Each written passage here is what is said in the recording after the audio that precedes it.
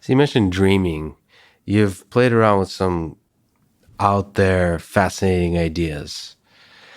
How do you think, and we'll start diving into the world of the very small ideas of supersymmetry and all that, Sure. in terms of visualization, in terms of how do you think about it? How do you dream of it? How do you come up with ideas in that fascinating, mysterious space? So in my workspace, which is basically where I am charged with coming up on a mathematical palette with new ideas that will help me understand the structure of nature and hopefully help all of us understand the structure of nature.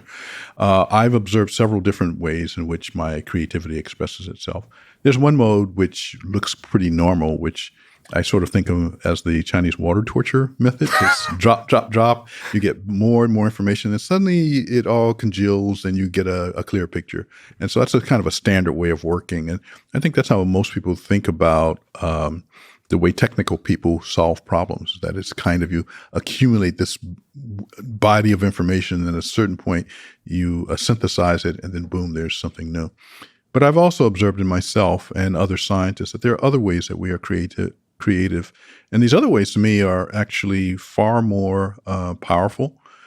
I first personally experienced this when I was a freshman at MIT, live over in Baker House, right across the campus. And I was in a calculus course, 1801 is called at MIT. And calculus comes in two different flavors. One of them is called differential calculus. The other is called integral calculus. Differential calculus is the calculus that Newton invented to describe motion. It turns out integral calculus was probably invented about 1,700 years earlier by Archimedes, but we didn't know that when I was a freshman. But so that's what you study as a student. And the differential calculus part of the course was, to me, how do I say this?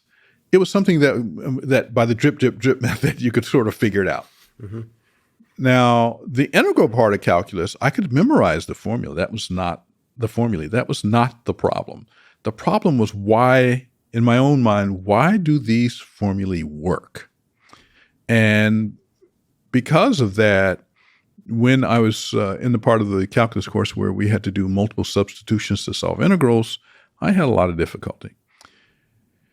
I was emotionally involved in my education because this is where I think the passion and emotion comes to. And it caused an emotional crisis that I was having these difficulties understanding the integral part of calculus. The why. Why. That's right. The why of it, not the rote memorization of fact, but the why of it. Why does this work?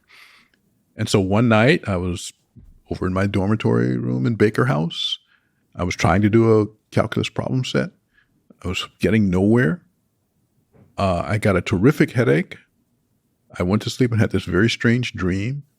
And when I awakened, I could do 3 and 4 substitutions in integrals with relative ease. Now, this to me was an astounding experience because I had never before in my life understood that one's subconscious is actually capable of being harnessed to do mathematics. I experienced and I've experienced this more than once. So this was just the first time why I remember it. So that's why when it comes to like really wickedly tough problems, I think that the kind of creativity that you need to solve them is probably this second variety, which comes somehow from dreaming. Do you think, again, I told you I'm Russian, so we romanticize suffering, but do you think part of that equation is the suffering leading up to that dreaming? So the suffering is, I am convinced that this kind of this second mode of creativity, as I like to call it, I'm convinced that this second mode of creativity is in fact that suffering is a kind of crucible that triggers it. Because the mind, I think, is struggling to get out of this, and the only way they can do is actually solve the problem. Yeah. And even though you're not consciously solving problems, something is going on. And I've talked to a few other people, and I've heard other similar stories.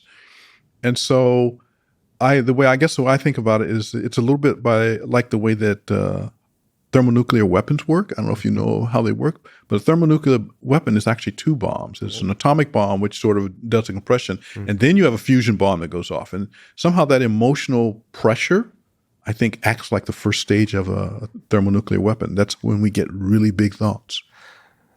the analogy between thermonuclear weapons and the subconscious, the connection there is, at least visually, is kind of interesting. Well, There may be Freud would have a few things to say. well, part of it is probably based on my own trajectory through life. My father was in the Army for U.S. Army for 27 years, and so I started my life out on military bases, and so a lot of probably the things that wander around in my subconscious are connected to that experience.